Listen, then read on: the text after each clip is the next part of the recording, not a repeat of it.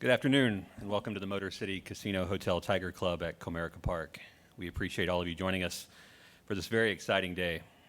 To begin, I'd like to introduce the gentlemen on the dais. We're joined today by Detroit Tigers President of Baseball Operations, Scott Harris, and the 20th General Manager in Tigers franchise history, Jeff Greenberg. Additionally, we have some special guests joining us this afternoon. We'd like to welcome Jeff's family to Detroit, including his wife, Erin, and their children, Leo and Sam. This time, we'd like to present them with a few gifts and officially welcome them to the Tigers family.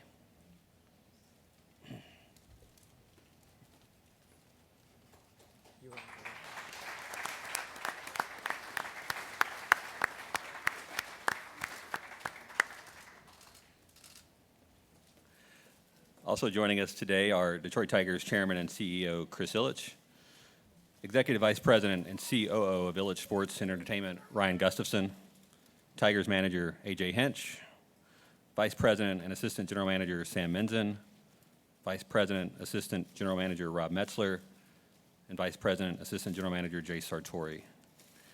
At this time, I'll turn things over to Scott and Jeff for some opening remarks. Scott? Thanks. Welcome, everyone. Thank you all for being here today. As we get to talk about our latest addition to our front office here in Detroit.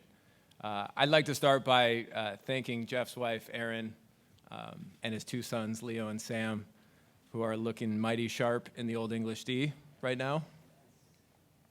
I'd also like to thank Chris Ilitch, Ryan Gustafson, A.J. Hinch, and many members of our front office for being here to welcome and support Jeff.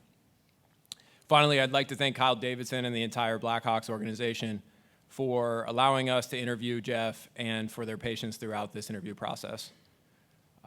Today is a very exciting day for the Tigers. We are welcoming a bright mind who I know will make us better. In Jeff, we are adding a talented executive who cut his teeth in baseball, helping the Cubs win the 2016 World Series. But we're also adding an executive who challenged himself to succeed in another sport. That is very rare in the player personnel side of professional sports. Very few executives transition to another sport, and many fail to make an impact. However, Jeff not only transitioned seamlessly to hockey, he quickly became one of the most influential voices in the Blackhawks organization. That was very appealing to us throughout the process. If we are going to get ahead in baseball, we have to look for competitive advantages where other teams are not looking. We have to innovate. We have to challenge ourselves to find new ideas to get better on the field. Adding a powerful voice from a different sport with new ideas and fresh perspective can help us do that. We are also adding someone who fits our culture well. We talk a lot about creating a culture of development on and off the field. In order to do that, we need to build around great teammates who push each other to get a little bit more out of their ability. Jeff is that type of teammate, and he's that type of leader. He's exceptionally competitive, but he's in it for the right reasons. He believes in people, systems, and culture around him. And I know that in this front office, he's going to push each and every one of us to just get a little bit better than we were yesterday. And finally, I am really excited personally to add Jeff because I know he's going to make me better. We both share a deep belief in healthy, challenging debate, full of independent thought, full of disagreement. You know, in this game and in these positions, it's easy to find people who agree. It's easy to find people who are eager to conform. It's a lot more difficult to find people who are going to stand up in a room, challenge the room to think differently about a problem, and support their position with compelling evidence. I know Jeff's going to do that, and I know it's going to make our entire organization better. So with that, I'd like to formally introduce Jeff Greenberg, the 20th General Manager in Detroit Tigers history.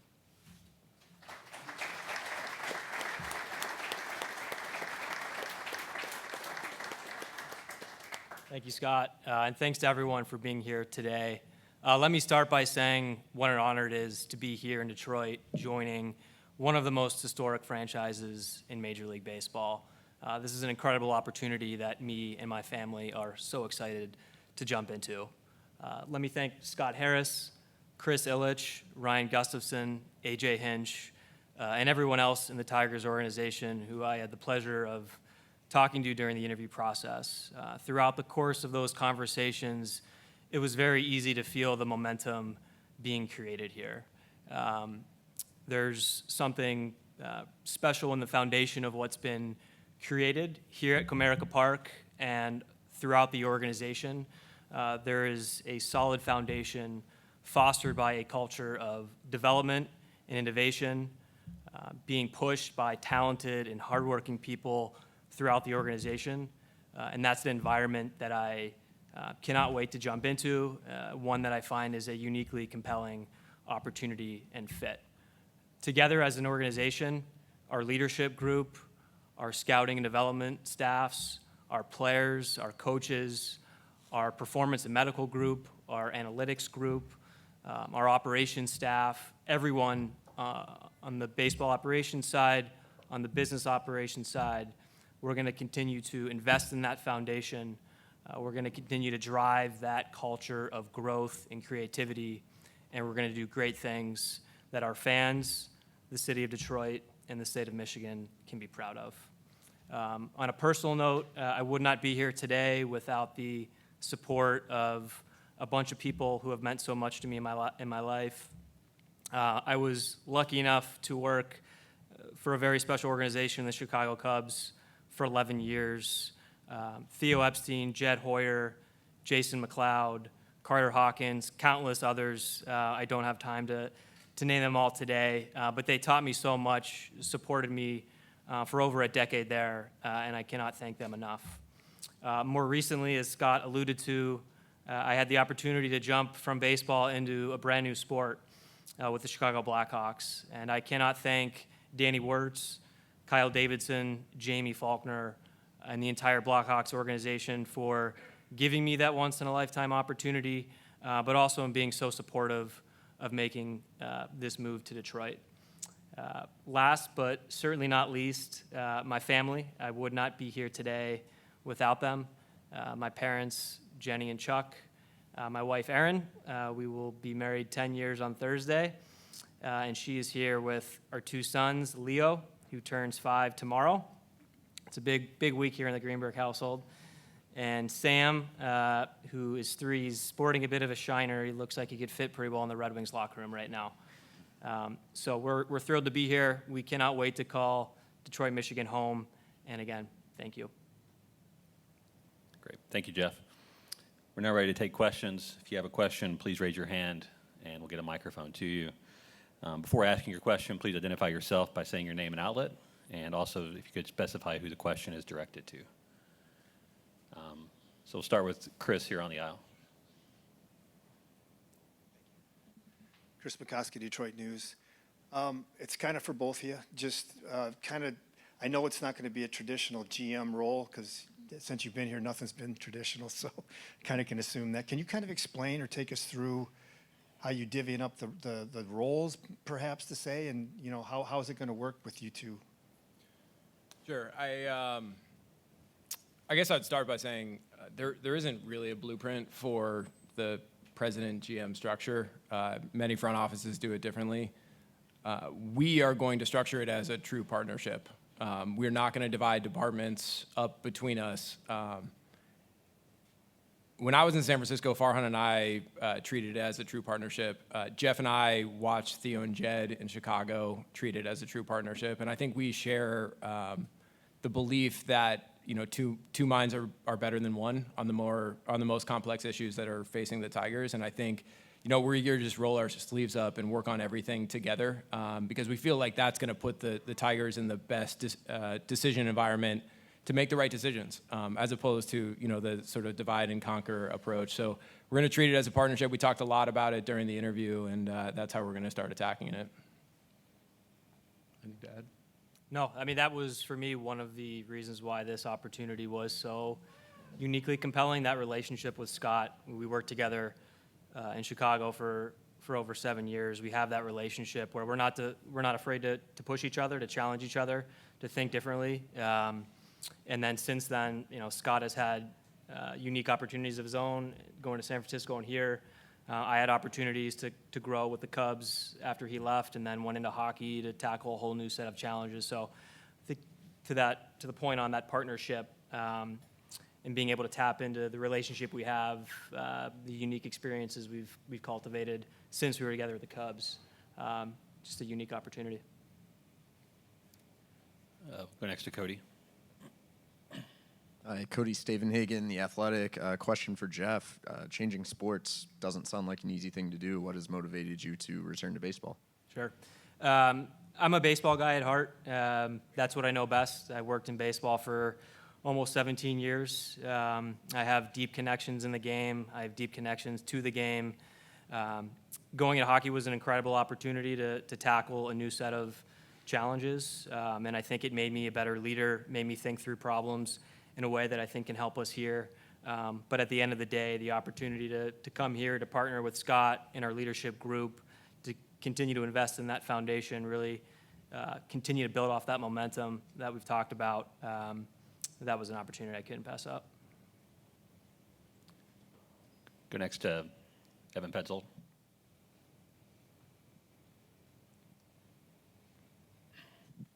Yeah, Evan Petzold from the Free Press. Obviously, a lot of time between you two with the Cubs, but do you remember when you first met and kind of what that was like? For both of you. You should take that one. So the first time I actually met Scott, I think he had just landed in Chicago. I was actually the guy who opened the door and brought him into the office and showed him his office for the first time. So literally, I think I was the first person in the organization Scott met at the Cubs.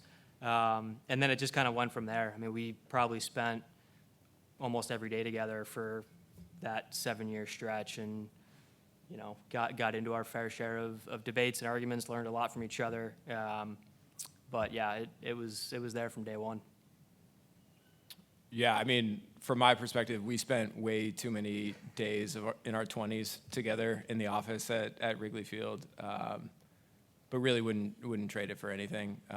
And as Jeff mentions, I think one thing that we learned is the final decisions we make are better when we push each other, when we really challenge the premise of our own opinions, of our own scouting reports, of our own new strategies for the game that night. And so I think I know he made me better. I hope I made him better. And I know that we learned a lot from each other all those nights for 7 years at Wrigley.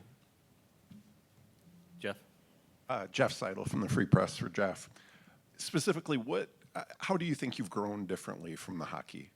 Is it a new perspective, or what do you think's changed? Sure. They're different sports, but I think the goal of any professional sports franchise is largely the same. You're trying to build something that is capable of sustaining success, but there's a lot that goes into that. You need to create alignment from scouting to development up to the big leagues, whether that's NHL, Major League Baseball, or another league. You need to create the right framework to drive support from all your groups, performance and medical, analytics, operations, team service. You need to foster that culture that's conducive to growth, the ability to find edges, close gaps. And I think the last 16, 17 months, doing that in a sport I hadn't worked in before, it was self-articulating in a lot of ways, just how to attack those problems, how to build relationships, how to try to foster growth in those different areas.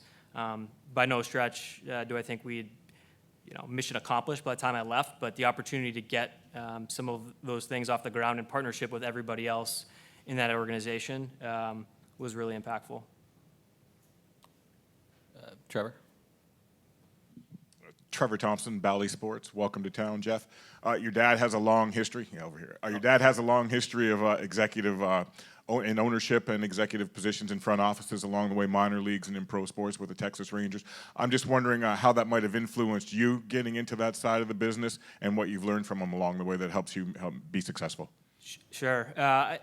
More than anything, I have a great relationship with my dad. I've learned so much from him over the years.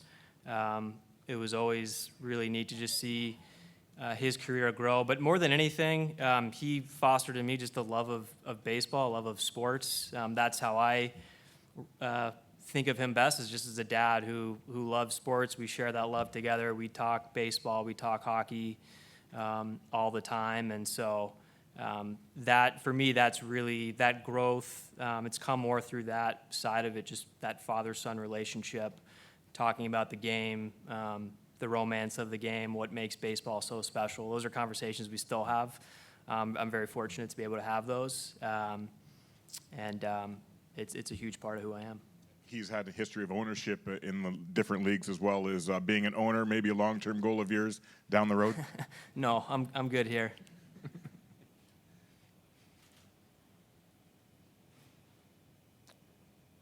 Go back to Cody.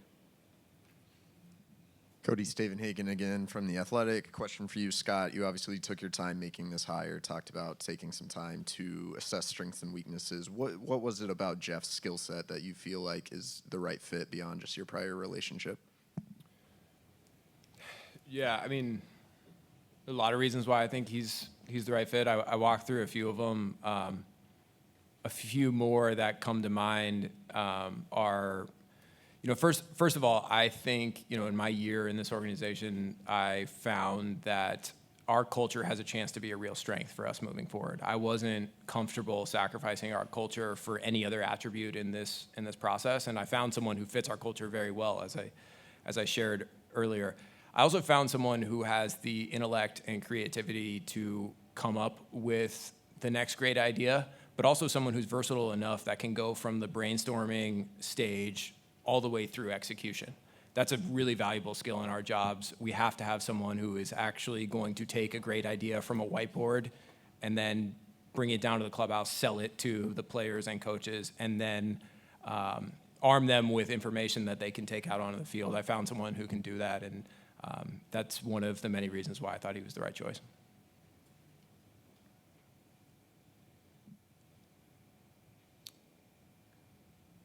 Wojo?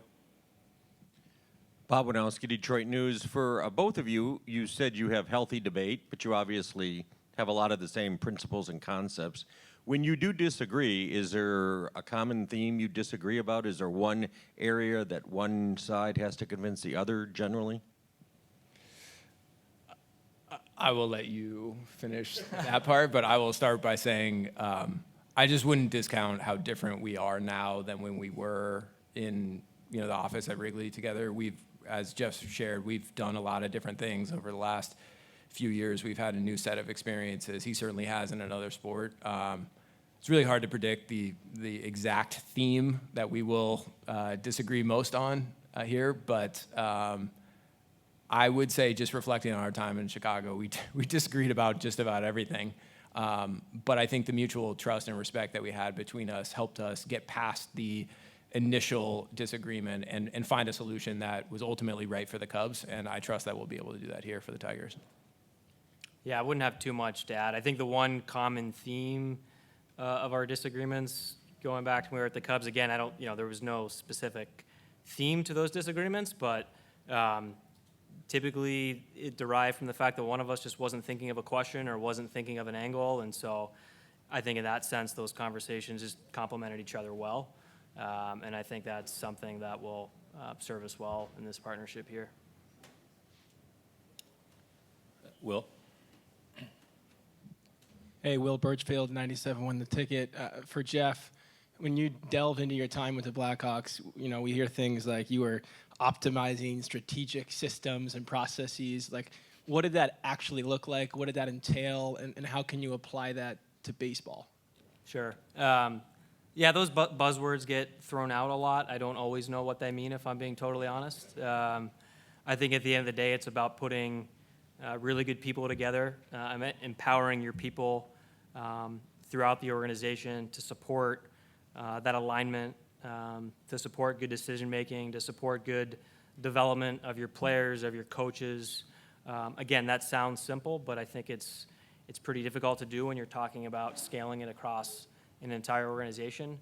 But for me, it's less about some of those buzzwords, and it's more about growing the connective tissue between scouting and development and what's happening in the big leagues, drawing in support from all the other essential areas of our organization to support decision-making, to support development. That's, I think, the sign of a healthy foundation of an organization that can really drive progress moving forward. Had the opportunity to to jump into a lot of those things at the Blackhawks. As I mentioned at the top, I think a lot of those things, a lot of those ingredients are already in place here, and now we have the opportunity to continue to drive those in a positive direction. Jason? Jason Beck, MLB.com. Question for Jeff. Scott kind of referenced it, the ability to take concepts from a whiteboard and bring them down to a clubhouse and relate it to people. I've seen that referenced with you as a skill in other places. Was there any one stop or anybody in particular that kind of helped you foster that skill and find an ability to do that and realize the importance of it? Sure. It's hard to give credit to just one person because I honestly think there have been so many people over the course of my career who have instilled those things in me. Like I said up front, I think the 11 years I spent with the Cubs, that's one of the things that made Theo, Jed, Jason McLeod, and all those guys so effective was their ability to just build relationships, relate to people, understand you're going to be in a room with a bunch of different people with a bunch of different perspectives, and being able to bridge those gaps is essential, whether you're talking to decision makers, coaches, players. That was a hugely impactful thing just to see early, and then over time begin to have more opportunities to get that exposure myself. I would say the same thing about my experience with the Blackhawks. Can't say enough good things about Kyle Davidson and the group there, and their just understanding of the importance of relationships, building that culture, fostering that environment. So in that sense, I think I've really been really fortunate throughout my career, everywhere I've been. Chris? Chris McCoskey again from the Detroit News. This is for Jeff. Just from, I know you've done a complete dive into the Tigers, the team and the farm system. What is your impression from a pure baseball sense of where this team is and how close they may be to serious contention? Sure.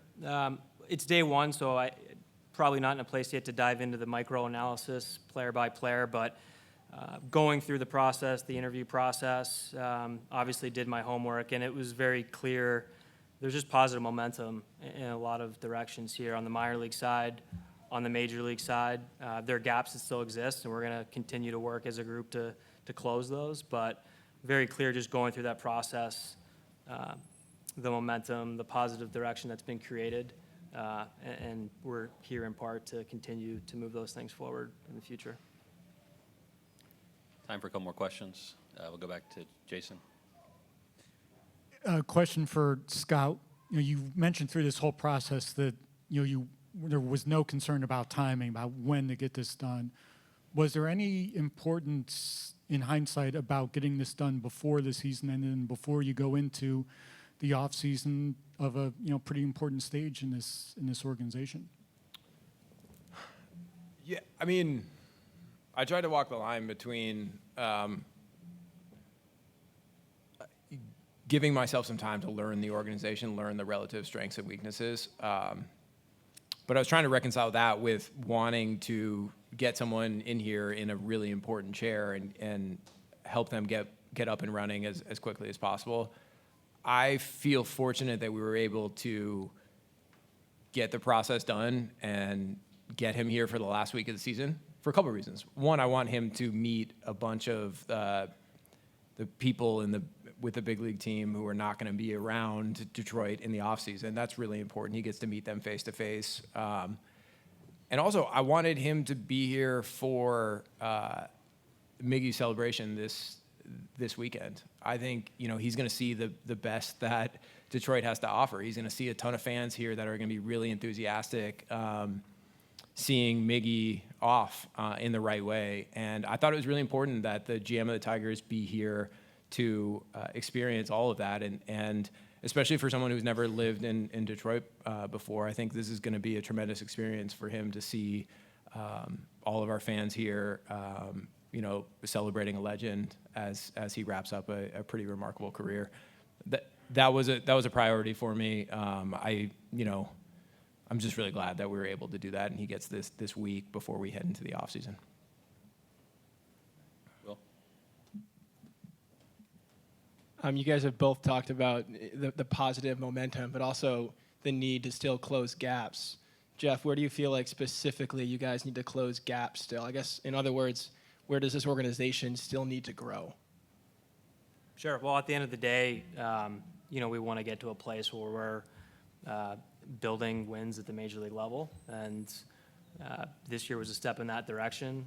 You see the positive growth that's happened in the minor league system. We just need to continue to build those things to ultimately close those gaps at the major league level. There's a lot that goes into that, and again, it's day one for me, so I'm not in a position yet to micro-analyze some of those things, but there's an opportunity to do that. There's a foundation in place, and now it's about continuing to build forward.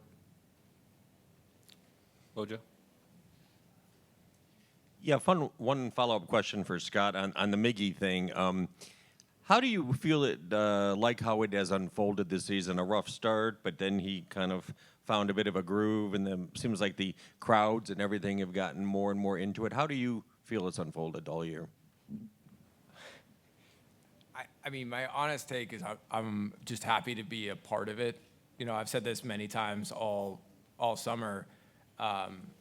These are just moments that we should treasure. So, have I been watching his at-bats very closely? Of course I have, but I've also been trying to treasure those at-bats, and I've been trying to treasure the conversations that I have had with him, both in the home clubhouse and when I'm traveling with the team. I also think it's important that Miggy is going out the way he wants to go out, and I feel like just in talking with him and being around him, I think he feels good about it too, and I think that is something that we shouldn't overestimate. And I also think it's going to be a great weekend for him. I'm really excited for the weekend. I hope you guys are all really excited for the weekend, and I hope our fans come out and support him and see him off in a first-class way, because he certainly deserves it. All right. Looks like the last question we have. Thanks again, everyone, for joining us today. We'll now have a photo opportunity on the stage. Go Tigers.